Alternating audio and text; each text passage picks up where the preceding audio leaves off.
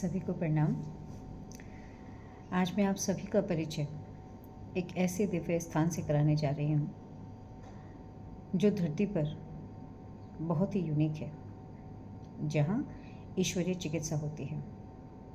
इस स्थान का नाम है करौली शंकर महादेव आश्रम, जो कानपुर में उपस्थित है। जब मैंने साइंस की फील्ड में काम किया और जब मैं इस स्थान से जुड़ी, तो इस स्थान पर होने वाली डिवाइन चिकित्सा को देखकर अक्सर मेरे मन में ये प्रश्न आता था कि जहाँ साइंस की फील्ड में एक बहुत ही लंबी यात्रा है, मतलब जैसे पहले जब कोई भी ड्रग मार्केट में आती है, उसकी पहले इन विट्रो स्टडीज़ होती है, उसके बाद सेल कल्चर, सेल लाइंस, फिर एनिमल मॉडल्स, फिर क्लिनिकल ट्रायल, और वो भी नहीं पता हमें कि जो भी दवा मार्केट में आज अवेलेबल है वो कितना एक्यूरेसी से किसी पर्सन को हील कर पा रही है। और जैसा कि मैंने अपने पहले वीडियो में कहा, पार्ट 1 में, कि मुझे सत्य की तलाश थी कि बीमारी का रूट कॉज क्या है और इंसान बीमार पड़ता क्यों है। तो मैं ये कहूँ कि मेरी ये जिज्ञासा इस स्थान से जुड़ने के बाद काफ़ी हद तक शांत हुई, क्योंकि मैंने कर्म की यात्रा जो आत्मा के साथ जुड़ी है और अनंत समय में अनंत लोकों में उसकी यात्रा को प्रैक्टिकल स्वरूप में महसूस किया और उसे समझा। और जो चीज़ें हम भूल गए हैं, बस मैं उसी को समझाने का प्रयास कर रही हूँ। जब मैं इस स्थान से जुड़ी तो मैंने ये देखा कि बड़े से बड़े असाध्य रोग जिनका आज कहीं डायग्नोसिस ही नहीं है, मतलब जैसे during my PhD and post doctorate I also worked on a cancer. आज जितना भी काम हो रहा है, मतलब मुझे लगता है कि वर्ल्ड वाइड ये इतनी बड़ी बड़ी प्रॉब्लम्स हैं कि हम कहीं आउटर बाउंड्री को भी टच नहीं कर पा रहे। तो क्या हम सत्य की तरफ नहीं जा सकते? हम उसे समझने का प्रयास नहीं कर सकते? तो इस स्थान से जुड़कर मैंने देखा कि जैसे फिजिकल प्रॉब्लम्स हैं लोगों को, वो तो तुरंत ही तत्क्षण ठीक हो जाती हैं, तत्क्षण ठीक हो जाती हैं। बड़ी बड़ी गलत सर्जरियाँ ठीक हो जाती हैं, पैरालिसिस के पेशेंट्स ठीक हो जाते हैं, बच्चे जो बचपन से बोल नहीं सकते थे, सुन नहीं सकते थे, है ना, या ब्लड रिलेटेड प्रॉब्लम्स हैं, किसी को फैटल हीमोग्लोबिन हो गया या थैलेसीमिया हो गया या फिर ऑटिज़म हो गया, है ना, एड्स हो गया। तो इन सब का आज पूरी मॉडर्न सोसाइटी में, मॉडर्न साइंटिफिक कम्युनिटी में वर्ल्ड वाइड कोई सॉल्यूशन ही नहीं है, कोई सॉल्यूशन ही नहीं है, रीज़न भी पता नहीं है। लेकिन यहाँ पर जब हम नित्य प्रति लोगों को अपने जो मतलब 20 साल, 30 साल, 40 साल से वो अपनी उन परेशानियों से जूझ रहे थे, उनकी करेक्ट डायग्नोसिस को मैं होता हुआ देखती थी और उनको ठीक होता हुआ देखती थी, तो अक्सर मेरे मन में ये प्रश्न आता था कि ये कैसे, ठीक है।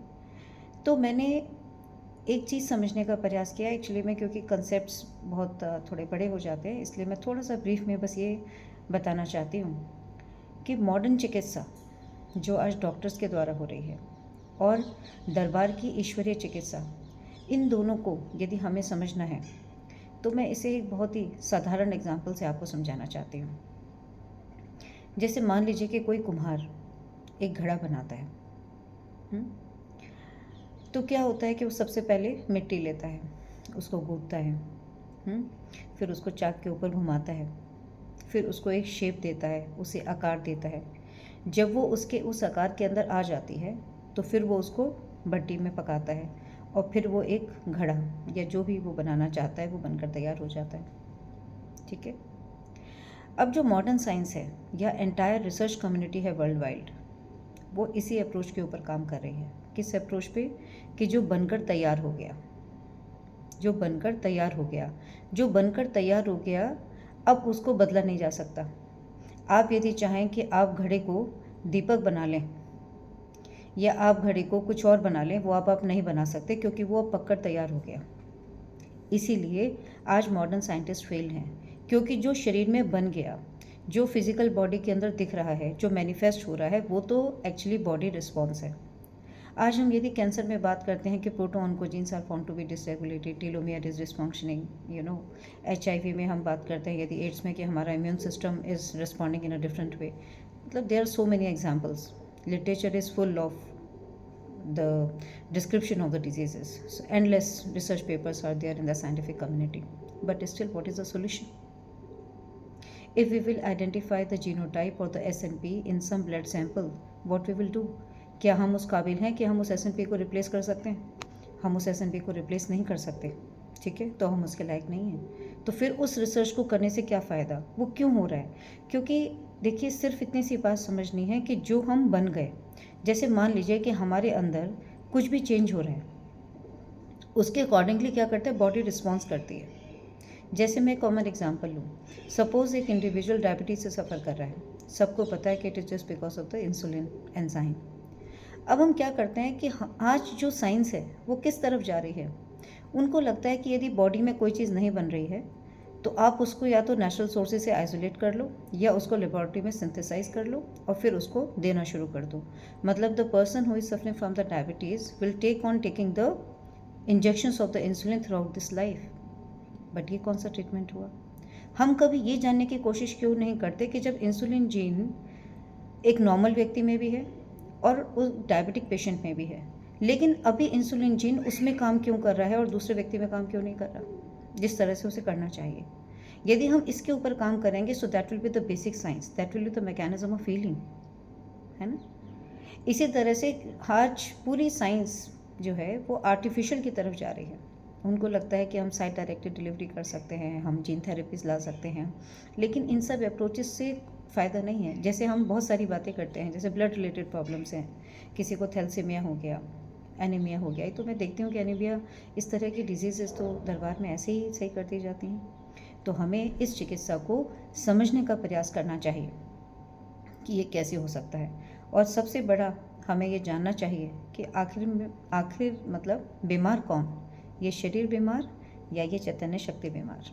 जिस दिन हम ये समझ लेंगे कि बीमार कौन है, यदि ये बीमार है तो ये कभी स्वस्थ हो नहीं सकता, और इसकी शक्ति ही इसके शरीर का निर्माण करती है। मतलब मैं ये कहना चाहती हूँ कि जो हमारे अंदर चैतन्य शक्ति आत्मा, जिसे दरबार में जीवन के नाम से बताया जाता है, क्योंकि आत्मा और जीवन दोनों अलग अलग हैं। तो जीवन एक चैतन्य शक्ति जितनी ज़्यादा स्वस्थ और शक्तिशाली होगी, उतने ही आपके शरीर के अंदर कोई बीमारी कभी हो ही नहीं सकती, क्योंकि रोग आपके शरीर में नहीं है, रोग आपके शरीर में मैनिफेस्ट हो रहा है, ठीक है। और इसके साथ जो माइट है उसके अंदर इसकी सारी रिकॉर्डिंग है। इसलिए मैं यदि ये कहूँ कि ये सूक्ष्म शक्ति शरीर को बनाती भी है और शरीर को संचालित भी करती है, मतलब चलाती भी है, तो मैं गलत नहीं हूँ। मॉडर्न साइंस क्या करती है, वो सिर्फ उस 3% जीनोम के पार्ट पे, मतलब हम कहते हैं कि our entire genetic material is 3 billion base pair, तो इस 3 बिलियन का 2 to 3% codes for the protein. वो सिर्फ वो डीएनए का वो सेगमेंट प्रोटीन बनाता है और पूरा वर्ल्ड उस सिर्फ प्रोटीन पे काम कर रहा है, और उनको ऐसा लगता है कि 97% DNA is junk DNA. But how it is possible कि नेचर आपके अंदर 97% को जंक बनाएगी और वो 3% बनाएगी जिससे आपका शरीर में से प्रोटीन बन रहा है। तो एंटायर साइंस जो है वो सिर्फ इसी के ऊपर बेस्ड है।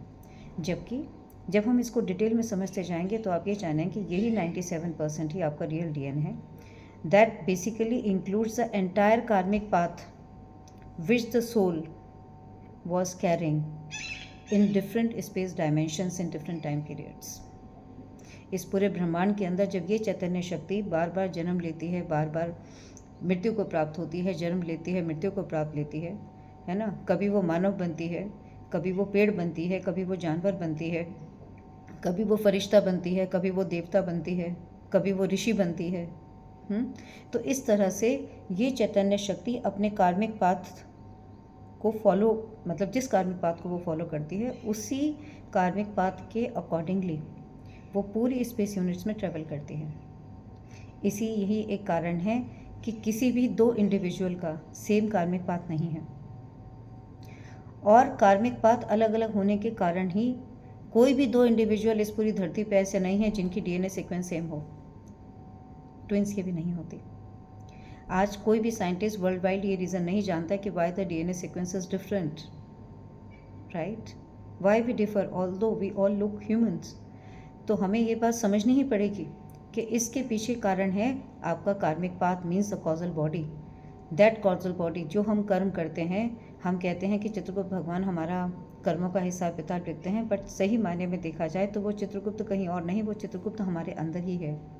मनसा वाचा कर्मणा से जो कर्म हम करते जाते हैं वो एक सूक्ष्म इकाई के रूप में हमारे अंदर तुरंत ही रजिस्टर हो जाता है। न्यूटन का थर्ड लॉ कहता है कि every action is equal and opposite to that of the reaction. इसका मतलब कि जो क्रिया हम करते हैं उसकी प्रतिक्रिया हमारे अंदर आती है, तुरंत आती है। ठीक है, किस रूप में आती है? बात सिर्फ इतनी सी है कि जो बन गया हम उसके ऊपर फोकस कर रहे हैं, हमें फोकस उस पर करना है जो उसको बना रहा है। बना कौन रहा है? ये सारी की सारी क्रिया प्रतिक्रिया हो रही है आकाश तत्व में, ईथर एलिमेंट में। 5 तत्वों से मिलकर ये मानव देह बनी है और 5 तत्व ही इस प्रकृति के अंदर विराजमान हैं, जिसमें सबसे पहला तत्व है आकाश तत्व। आकाश, अग्नि, वायु, जल और पृथ्वी। तो जब ये 5 तत्व हमारे अंदर बिल्कुल बैलेंस स्टेट में होते हैं, और ये बैलेंस स्टेट में कब होंगे? जब ये चैतन्य शक्ति शक्ति से भरपूर होगी। यदि ये प्योर ना हो तो आपके 5 तत्व शरीर में बैलेंस नहीं हो सकते, और इन 5 तत्वों का डिसबैलेंस ही डिजीज़ है, राइट? तो की पॉइंट इज कि disease is nothing, it is just the dysregulation of all the 5 elements which are present. और सबसे इम्पॉर्टेंट बात है, यथा ब्रह्मांडे तथा पिंडे, कि हमारा जो ह्यूमन बॉडी है, that human body basically emits the energy rays. जो हमारे अंदर से आभा निकल रही है वो हर इंडिविजुअल के अंदर अलग अलग है। जैसा कर्म जिस व्यक्ति ने किया उसके अंदर से वैसे ही आभा निकल रही है। आभा के निकलने का ये जो रेडिएशंस जो हम जिसे एनर्जी ऑरा कहते हैं, उसका आधार क्या है? उसका आधार है स्मृति। आत्मा जो हमारी ये चैतन्य शक्ति है, इसको हम कहते हैं, मतलब मैं आपको थोड़ी बता ही देती हूँ कि आत्मा और जीवन के अंदर अंतर होता है। गुरुदेव ने हमें एक बार बताया था कि आत्मा सभी के अंदर है। जैसे फॉर एग्जांपल जीव हैं, जंतु हैं, इन सब के अंदर भी आत्मा है। लेकिन आप यदि फॉर एग्जांपल काऊ से बात करते हैं, तो गाय से आप यदि कुछ भावना से कोई बात करते हैं तो वो आपके सिग्नल को समझती है। आप किसी डॉग से बात करते हैं तो वो आपके सिग्नल को रिस्पॉन्स करता है। बट इसके अलावा आप यदि दूसरा एनिमल ले लें, कि जैसे फॉर एग्जांपल लिजर्ड है, छिपकली है, कोई रैट है, चूहा है, आपके सिग्नल, आप उससे बात करोगे रुक जाओ तो वो नहीं समझता। तो जो आपके सिग्नल को समझ पा रहा है उसके अंदर जीवन है, और जो आपके सिग्नल को नहीं समझ पा रहा लेकिन वो जीवंत है, उसके अंदर आत्मा है। तो फर्स्ट टाइम ये इन्फॉर्मेशन मैंने दरबार से ही सीखी कि चैतन्य शक्ति, आत्मा और जीवन के अंदर अंतर है। क्योंकि आत्मा के साथ जब मन, चित्त, वृत्ति जुड़ जाती हैं, आकांक्षाएं, मन, भावनाएं जुड़ जाती हैं, भाव शरीर आ जाता है, मनोमय शरीर आ जाता है, तब वही चैतन्य शक्ति जीवन बन जाती है। तो हम ये कह सकते हैं कि आत्मा जो है एक तरह से अपूर्ण जीवंत शक्ति है, लेकिन जीवन जो है वो अपने आप में पूर्ण जीवंत शक्ति है। तो हम सब के अंदर जो चैतन्य शक्ति विराजमान है वो है जीवन। और ये जीवन जैसा जैसे कार्य करता चला जाता है, जैसा जैसा कार्य, कर्म किससे बनता है? मनसा वाचा कर्मणा। हम मन में जो कुछ भी सोचते हैं, हम मुख से जो कुछ भी बोलते हैं, हम जो कुछ भी कर्म करते हैं, वो तुरंत ही एज इट इज उसका मतलब हम कहते हैं ना, एक्शन का रिएक्शन हमारे अंदर संचित हो जाता है। तो हम यदि ये भी कहें कि आज हम जो भी बन गए वो हमने स्वयं ही अपने आप को बनाया है। हमारे इस कार्मिक पाथ के लिए, हमारे जीवन में जो कुछ भी अच्छा और बुरा घट रहा है उसके लिए हम स्वयं ही जिम्मेवार हैं, कोई और जिम्मेवार नहीं है। कैसे? देखिए, आत्मा का जो मूल है वो है मन। मन क्या है? मनोमय शरीर। वो किससे मिलकर बना है? आकाश तत्व से। आप सबसे पहले कुछ भी सोचते हैं वो विचार के रूप में, एक तरंग के रूप में आपके अंदर जाता है, एक एनर्जी रे की फॉर्म में आपके अंदर जाता है, ठीक है। और जो चीज़ आप बार बार सोचते रहते हैं वो मन से आपके चित्त में जाती है, ठीक है। चित्त में के बाद जब आप उसी काम को बार बार करते हैं तो वो आपकी वृत्ति बन जाती है। वृत्ति मतलब टेंडेंसी, है ना। अब आपको करना नहीं पड़ता। जैसे आपको शुरू में आपको, जैसे हम कहते हैं कि किसी एग्जाम्पल, किसी व्यक्ति को लत लग गई किसी चीज़ की, आपको यदि फॉर एग्जांपल आप चाय ही पीते हैं, आपने एक बार पी, पहली बार तो कभी पी होगी, आपको किसी ने दोबारा ऑफ़र की, आपने फिर पी, तो आपके पहले मन में चाय पीना आपको अच्छा लगा तो आपने दोबारा पी। यदि आपको अच्छी ना लगती आप दोबारा पीते नहीं, है ना। तो बार बार पी, मन से फिर आपका चित्त करने लग गया। अब आपके अंदर क्या हो गए? भाव अपने आप ही आ गए कि अरे मुझे चाय पीनी है। तो वो कहाँ से आ रही है इन्फॉर्मेशन? कि जो ऑलरेडी इन्फॉर्म, मतलब आपके अंदर अब संचित हो गया। तो आप जो मन में क्रिया बार बार हो रही है वो संचित होती जा रही है, और फिर क्या हो गया? वो आपकी वृत्ति बन जाएगी। मतलब अब आपको उस टाइम पे चाहिए चाहिए, और फिर वो और ज़्यादा एनर्जी की फॉर्म में जब एक्यूमुलेट हो जाएगी तो वो आपकी स्मृति बन जाएगी, है ना। तो मन, चित्त, वृत्ति और स्मृति ये सारी क्रियाएं कहाँ हो रही हैं? आकाश तत्व के अंदर। अब वो आकाश जैसा आकाश तत्व है उसी के अकॉर्डिंगली क्या बना? अगला तत्व बनेगा। आकाश से क्या बनेगा? अग्नि। जैसा अग्नि तत्व है फिर उसके अंदर वायु। तो हम ये कह सकते हैं कि अग्नि के अंदर एक तत्व ऑलरेडी समाया हुआ है। वो कौन सा है? आकाश तत्व। जब हम वायु की बात करते हैं तो उसके अंदर दो तत्व समाये हुए हैं, अग्नि और आकाश। फिर चौथा तत्व कौन सा है? जल। जल के अंदर क्या समाया हुआ है? अग्नि, वायु और आकाश। और जब हम फिजिकल बॉडी, स्थूल की बात करते हैं तो उसके अंदर क्या है? जल, वायु, अग्नि और आकाश। तो इसी तरह से मिलकर के ये 5 तत्व बने हैं। तो हमारी मानव देह के अंदर भी जो हम बाहर देख रहे हैं ये फिजिकल बॉडी हमारा स्थूल एलिमेंट है, फिजिकल बॉडी है, राइट। इसके अंदर जल है तो हमारे अंदर 70 से 80% सिर्फ पानी ही होता है।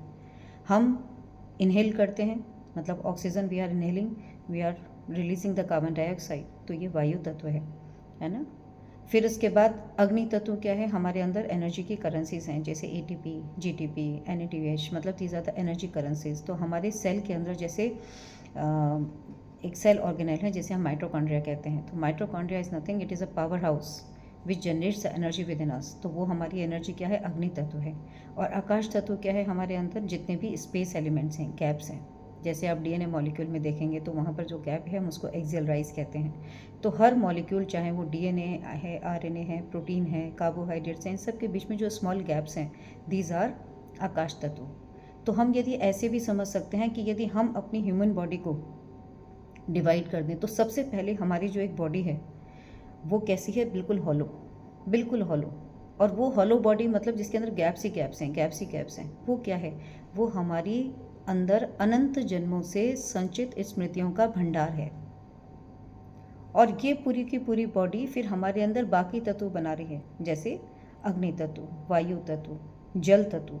अब जल के ऊपर बहुत सारी स्टडीज़ की गई जिसमें आप देखेंगे कि जल का जो स्ट्रक्चर है, मतलब कहने को तो वाटर का स्ट्रक्चर H2O ही होता है, लेकिन water is very easily affected by the vibrations. मैं इसके ऊपर एक डिफरेंट वीडियो बनाऊंगी। Just for an idea I am sharing कि जैसे आप वाटर एक ऐसा यूनिक मॉलिक्यूल है जिसके अंदर इंट्रामॉलिक्यूलर हाइड्रोजन बॉन्डिंग होती है, मतलब HOH ये एक ऐसा मॉलिक्यूल है जो एक डोनर का काम भी करता है और एक्सेप्टर का काम भी करता है। तो जितना ही आप ईश्वर के गुण आपके अंदर समाते चले जाते हैं, मतलब जैसे ही आप पानी को यदि हाथ में रखकर उसे बहुत हाई एनर्जी वाइब्रेशंस देंगे तो वो पानी की ज्योमेट्री तुरंत चेंज हो जाती है, स्ट्रक्चर्ड वाटर बन जाता है, हेक्सागोनल कैविटीज़ बन जाती हैं। ये एक्सपेरिमेंट किए गए हैं when the researchers have recorded the crystal structures of the water.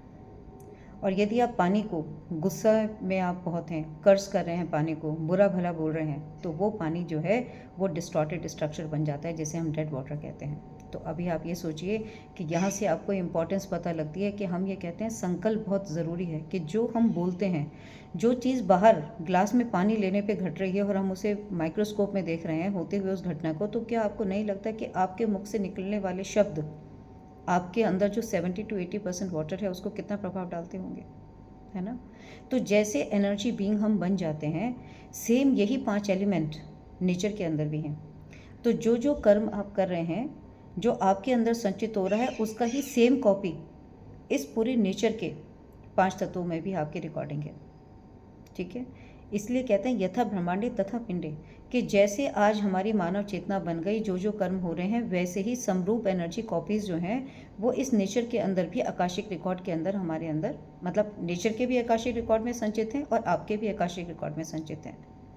तो आप यदि दरबार की चिकित्सा को समझना चाहते हैं तो आपको इस आकाशिक रिकॉर्ड को, जिसको मैं यदि थोड़ा सा एडवांस टर्म में कहूँ तो मैं यही कहूँगी कि यही आकाशिक तत्व क्या करता है, आपके अंदर कर्मों से निर्मित हमारे अंदर एक कारण शरीर बनाता है, और यही कारण शरीर ही हमारा DNA है। लेकिन प्रॉब्लम क्या है कि मॉडर्न साइंटिस्ट वर्क कर रहे हैं फिजिकल DNA मॉलिक्यूल पे, जो DNA ऑलरेडी पॉलीमर की फॉर्म में बन गया, जो न्यूक्लियस में प्रेजेंट है। लेकिन दरबार जिस DNA पे काम कर रहा है वो है quantum DNA, means the energy form of the DNA, वो एनर्जी की तरंगें जो हर समय आपके अंदर से निकल रही हैं। वो क्यों निकल रही हैं? क्योंकि जब से आत्मा ने या इस जीवन ने पहली बार ईश्वर से अलग होकर अपनी यात्रा शुरू की थी, तब से लेकर अब तक जिन जिन लोगों में उसने यात्रा की, वो सारी की सारी रिकॉर्डिंग इस जीवन के अंदर मौजूद है। एंड बिकॉज ये हमारा जीवन, ये चैतन्य शक्ति हमारे सारे जितने भी और एनर्जी चक्रास हैं, एनर्जी चक्रास हम बोल देते हैं बेसिकली, तो वो एक जैसे ईडा, पिंगला और सुषुम्ना हमारे अंदर 3 नाड़ियाँ हैं, तो जब वो क्रॉस करती हैं तो वो एक एनर्जी का चैनल बना लेती हैं, राइट। तो ये जीवन उनके साथ जुड़ा हुआ ही है। तो आपके अंदर यदि जिस तरह की कोई भी बीमारी हो रही है, बिकॉज हर एनर्जी चैनल हमारे बॉडी ऑर्गन से जुड़ा हुआ है ना। जैसे मूलाधार है, तो मूलाधार हमारे मूल से जुड़ा है, मतलब हमारे लेग से जुड़ा है। यदि आज किसी को कहीं भी घुटनों से रिलेटेड या चलने फिरने में दिक्कत हो रही है, तो आप मान के चलिए कि उस व्यक्ति का मूलाधार चक्र जो है वो अफेक्टेड है। तो हर चक्र की जब एनर्जी हाई स्टेट में, जब वो चक्र क्लीन होता है तब उसके भी अपने गुण हैं, और जब वो चक्र अफेक्टेड होता है, मतलब ऊर्जा का डिसबैलेंस होता है, तब भी वो अफेक्टेड हैं। लेकिन आप ये सोचें कि ये जो हमारे अंदर मूलाधार है, स्वादिष्ठान है, मणिपूरक है, अनाहत है, विशुद्धि है, आज्ञा चक्र, सहस्रार चक्र है, ये सारे के सारे जो चक्र हैं हमारे अंदर, ये क्या कर रहे हैं? ये ऊर्जा का ही संचालन कर रहे हैं, जो 3 नाड़ियों के द्वारा हो रहा है, ईडा, पिंगला और सुषुम्ना। तो हम यदि ये कहें कि जब 5 तत्व डिसबैलेंस हो रहे हैं, तो क्या हो रहा है? एनर्जी डिसबैलेंस हो रही है, राइट। और जब एनर्जी आपके अंदर डिसबैलेंस हो जाएगी तो क्या होगा? It will reflect as a body response, right. तो वो डिसबैलेंस क्यों हो रही है? क्योंकि आपके अंदर यदि आपके कर्म ही, जैसे हम कहते हैं कि संकल्प से सृष्टि बनी है, आप पुराने ज़माने में जो कुछ भी होता था उसे इग्नोर नहीं कर सकते। सब अपने शब्दों के ऊपर जो बोल देते थे उसके ऊपर मान रखते थे, वरदान दिए जाते थे, श्राप दिए जाते थे कि जो कथन कह दिया, अब उसका क्या होगा नहीं पता, लेकिन वचन को नहीं बदला जाता था। पूरी सृष्टि चारों तरफ से घूम जाती थी, लेकिन वचन का मान रखा जाता था। और आज आप देखिए कि कलयुग तक आते आते हमारी मानव चेतना कैसी हो गई कि हम अपने शब्दों का मान ही नहीं रखते। हमें ऐसा लगता है कि हमें कोई भी नहीं देख रहा, जो सबसे बड़ा भ्रम है। हम स्वयं को और ईश्वर हमें हर पल देख रहा होता है। बस हम यदि इतनी सी बात जान लें तो हमारे कर्मों की गति बदल जाए, और कर्मों की गति बदलने से ही आपके अंदर आंतरिक परिवर्तन आएगा। और जब तक आंतरिक परिवर्तन नहीं आएगा तब तक आपके चारों ओर आज जो भी घटनाएं घट रही हैं आप उसे बदल ही नहीं सकते, क्योंकि ये ईश्वर की बनाई हुई देह इतनी सिस्टमैटिक है। मतलब I really salute to the nature. मैंने बहुत कुछ लर्न किया कि हमारे अंदर ही एनर्जी इस तरह से संचित होती है कि जैसी स्मृतियाँ हमारे अंदर से रेडिएट होती हैं, नेचर के अंदर भी, पूरे ब्रह्मांड के अंदर, अनंत लोगों के अंदर भी वैसी ही स्मृतियाँ विराजमान हैं। यदि आप अच्छे पाथ के ऊपर जा रहे हैं तो वही अच्छी स्मृतियाँ आपके चारों तरफ भी होंगी। तो आप ऐसा समझ के चलिए कि यदि मैं बिल्कुल शांत एक कमरे में भी बैठी हूँ तो भी मुझसे कर्म हो रहा है। कर्म क्या हो रहा है कि मेरे अंदर से अच्छी तरंगें प्रवाह हो रही हैं, और प्रकृति, माँ प्रकृति के अंदर वही अच्छी तरंगें, मेरे से मिलती जुलती जो स्मृतियाँ मेरे अंदर से निकल रही हैं, वही माँ प्रकृति के अंदर से भी स्मृतियाँ मेरे अंदर, उनका समावेश हो रहा है, और वही क्या हो रही हैं? फिर एम्पलीफाई हो रही हैं। ठीक है। तो in short I can say कि दरबार, जैसा कि मैंने पहले कहा कि जो मिट्टी का घड़ा पूरी तरह से बन गया, जिसको अब बदला नहीं जा सकता, जो अपनी फिजिकल फॉर्म के अंदर ये ह्यूमन बॉडी आ गई, साइंटिस्ट और डॉक्टर सिर्फ उसी के ऊपर फोकस कर रहे हैं। पूरा entire scientific literature is based on जिसको मॉडिफाई नहीं किया जा सकता, इसलिए वो फेल है, क्योंकि वो सच नहीं है। सच क्यों नहीं है? क्योंकि वो बॉडी रिस्पॉन्स है। आपके अंदर कुछ भी होगा तो बॉडी तो रिस्पॉन्ड करेगी। मैं इनको अलग अलग एग्जाम्पल से अलग अलग वीडियो सीरीज़ में बनाऊंगी। लेकिन दरबार जो कर रहा है वो आपको, जैसा मैंने कहा, यथा ब्रह्मांडे तथा पिंडे। यदि मान लीजिए कि आपने अपने अनंत जन्मों में पहले कुछ बुरे कर्म किए थे, तो जिस जिस जगह पे जैसे जैसे कर्म आपने किए थे, उसी कर्म के प्रतिफल के स्वरूप आपके अंदर वही रजिस्टर्ड है एनर्जी। तो यदि आपके अंदर नकारात्मक ऊर्जा बहुत ज़्यादा हो गई है और सकारात्मक ऊर्जा बहुत कम है, आप सारा दिन जो है दूसरों के साथ दुर्व्यवहार ही करते हैं, अच्छाई तो आपको कभी याद आ जाती है, तो ये नकारात्मक एनर्जी जैसे आपके अंदर बढ़ेगी, आपके शरीर के अंदर जितने भी ये डीएनए, आरएनए, प्रोटीन, आप जिनको कुछ भी नाम दे लीजिए, वो उसके अकॉर्डिंगली ही बिहेव करेंगे। क्यों करेंगे? क्योंकि 70 से 80% आपके अंदर पानी है, और पानी के अंदर बाकी के 3 तत्व समाये हुए हैं, आकाश भी, अग्नि भी, वायु भी। यदि आपका संबंध लोअर एनर्जी फील्ड से है, जैसा कि मैंने एक वीडियो बनाया है कि धरती के ऊपर और धरती के नीचे सूक्ष्म लोकतन है, तो जब हम बात करते हैं कि मैं इस समय यहाँ बैठी हूँ, तो मेरे अंदर यहाँ पर मेरे अनंत जन्मों में मैंने जो कुछ भी किया वो सब कुछ संचित है और मेरे अंदर से रेडिएट हो रहा है। जो मैंने किया सिर्फ वही नहीं, जो मैं प्रेजेंट में कर रही हूँ सिर्फ वो भी, और इस प्रेजेंट से भी मेरा फ्यूचर बन रहा है। तो ये ह्यूमन बॉडी पास्ट, प्रेजेंट और फ्यूचर तीनों को होल्ड करती है। जिस दिन हम ये समझ जाएंगे, क्योंकि हम जो पास्ट में करते आए उससे हमने अपने प्रेजेंट का निर्माण किया, जो प्रेजेंट में कर रहे हैं उससे हमारा फ्यूचर का निर्माण होगा। तो तीनों चीज़ें हमारे अंदर रजिस्टर्ड हैं और हमें किससे जोड़ रही हैं? इसी कॉस्मोस से जोड़ रही हैं। जो स्मृतियाँ मेरे अंदर से आज निकल रही हैं वो मुझे इसी कॉस्मोस से जोड़ रही हैं। अब ये मेरी चॉइस है कि मुझे बुरे कर्म करके इस धरती के नीचे के लोगों के जीवन की यात्रा करनी है, या मुझे इस जीवन को सुधार कर इसे प्योर करके मुझे धरती के ऊपर ईश्वर की तरफ अपनी डिवाइन यात्रा करनी है।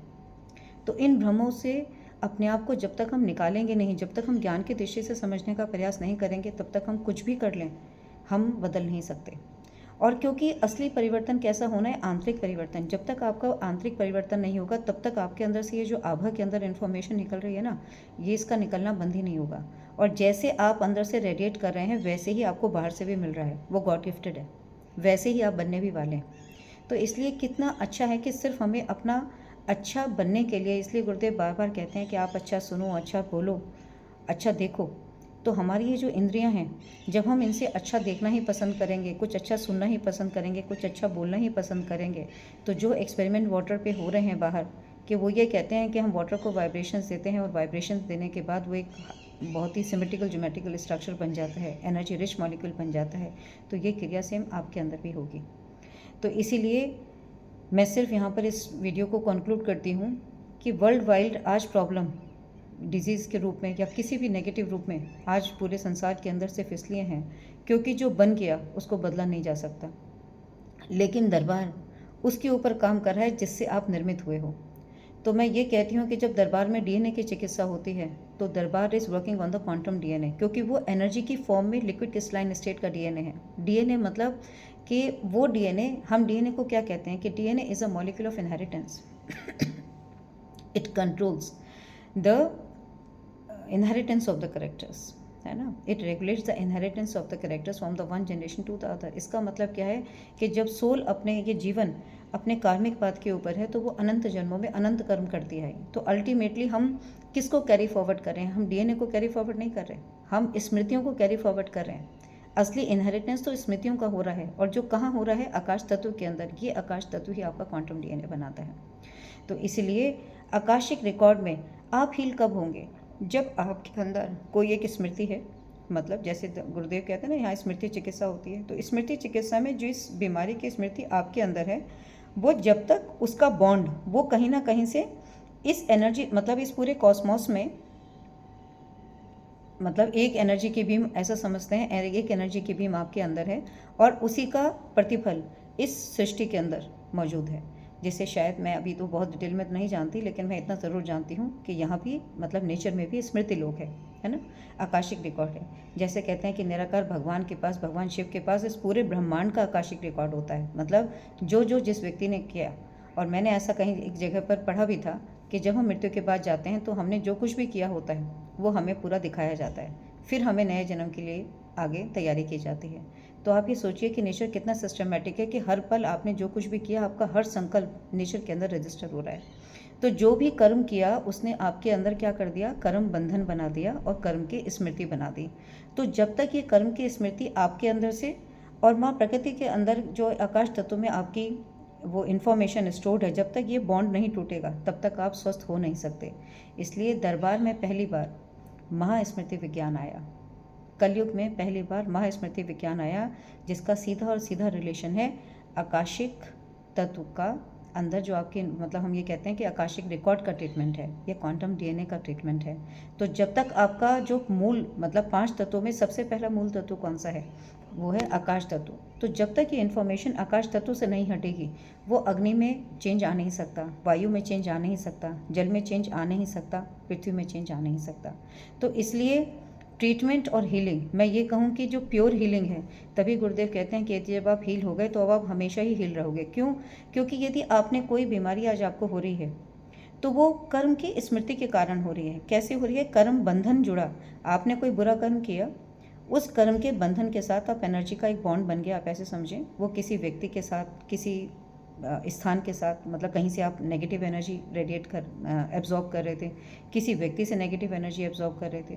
तो जब आपका वो बॉन्ड टूट जाएगा तब एनर्जी का फ्लो रुक जाएगा और वो कर्म की स्मृति टूट जाएगी। जब कर्म की स्मृति टूट गई तो आपका एनर्जी का जो नेगेटिव एनर्जी का फ्लो जहाँ से आप अपने अंदर एब्जॉर्ब कर रहे थे वो आना टूट जाएगा। और फिर उसके बाद हम जैसे कहते हैं कि हमारे सेल के अंदर क्या होता है, सेल डेथ भी होती है और सेल मतलब अलाइव भी होती है। जर्म लाइन सेल बनती रहती है हमारे अंदर। जो बोन मैरो है, उस बोन मैरो के अंदर there is a continuous cell formation. तो एक मैकेनिज्म है कि एक कुछ दिनों के बाद, कुछ महीने के बाद, कुछ सालों के बाद हमारे अंदर जो cell basic structural functional unit है वो सेल डेथ भी होती है, एपोप्टोसिस होता है।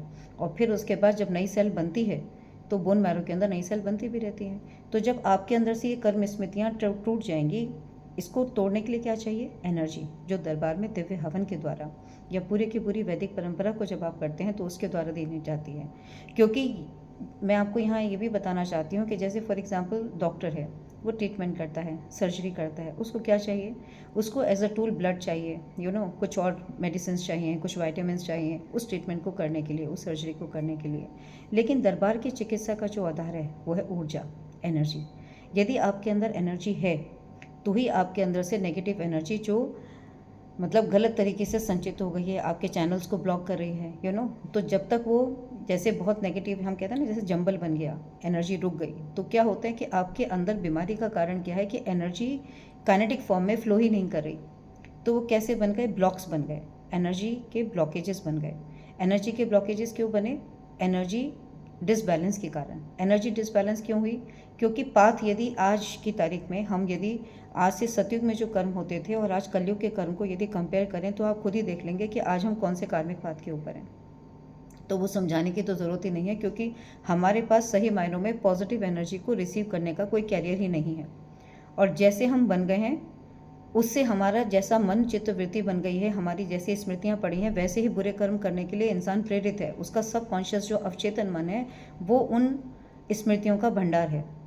आप किसी को एक बार बुरा बोलना शुरू करो, अब आपके अंदर वो बुरा बोलने की स्मृति बन गई। अब आपको अच्छा बोलने के लिए प्रयास करना पड़ेगा, लेकिन बुरा तो स्वतः ही आपके मुंह से निकलेगा। तो आज दुनिया में यही तो हो रहा है, टॉलरेंस इंसान के अंदर ख़त्म हो गई और बुराई बढ़ती चली जा रही है। और जैसा इंसान संकल्प कर रहा है वो पूरी की पूरी, एक व्यक्ति के बुरा बोलने से इस पूरी सृष्टि में जो एनर्जी फील्ड है उसके ऊपर फ़र्क पड़ता है। तो हमें ये समझना है कि हम अकेले कभी भी नहीं होते, हम इस पूरे कॉस्मॉस के साथ एक साथ जुड़े होते हैं। ठीक है, तो इसलिए एनर्जी चाहिए। दरबार हमें सकारात्मक एनर्जी का सोर्स प्रदान करता है, हमारे कार्मिक पाथ को देखता है, उन कर्म स्मृतियों को हटाता है। मैं ये कहूँ कि हमारे आकाशिक रिकॉर्ड को पूरी तरह से डिलीट करके नलीफाई करता है। That is the basis of the divine चिकित्सा which is taking place in Karauli Shankar Mahadev Ashram first time on our मर्थ अर्थ प्लेनेट। और हमारे साथ अदृश्य रूप से इतना कुछ जुड़ा होता है कि जब तक हम उस अदृश्य एनर्जी के बोझ को हटाएंगे नहीं, कोई भी डॉक्टर ना उसको आइडेंटिफाई कर सकता है, ना ही कोई साइंटिस्ट उसको अपनी हाईली इक्विप्ड मेडिकल फैसिलिटी से देख सकता है। क्योंकि जितने भी आज मेडिकल इक्विपमेंट्स या हमारे पास टेक्निक्स अवेलेबल हैं वो सिर्फ स्थूल चीज़ों को देख पाती है। ज़्यादा से ज़्यादा आप चीज़ों को इलेक्ट्रॉन माइक्रोस्कोप में देख लेते हो, उसकी भी अपनी एक मैग्नीफाइंग कैपेसिटी है, लेकिन आप उसकी एनर्जी की फॉर्म में उसे नहीं देख सकते। तो मैं ये कहूँ कि सत्य को इन आँखों से या इन इक्विपमेंट से देखा नहीं जा सकता, लेकिन सत्य जिस रूप में आपके अंदर प्रकट होता है उसका आधार एनर्जी है। ठीक है, तो एनर्जी जिस रूप में आपके अंदर संचित है वो सूक्ष्म इकाई है, उसको इस दिव्य दृष्टि से देखा जा सकता है, उसे पढ़ा जा सकता है, उसे समझा जा सकता है। और जब उसका रियल रूट कॉज आपको पता चल जाता है तभी उसका इलाज किया जा सकता है। किस माध्यम से? एनर्जी के ही माध्यम से। तो मैं इसके ऊपर और डिटेल सीरीज़ भी बनाऊंगी। अभी के लिए प्रणाम।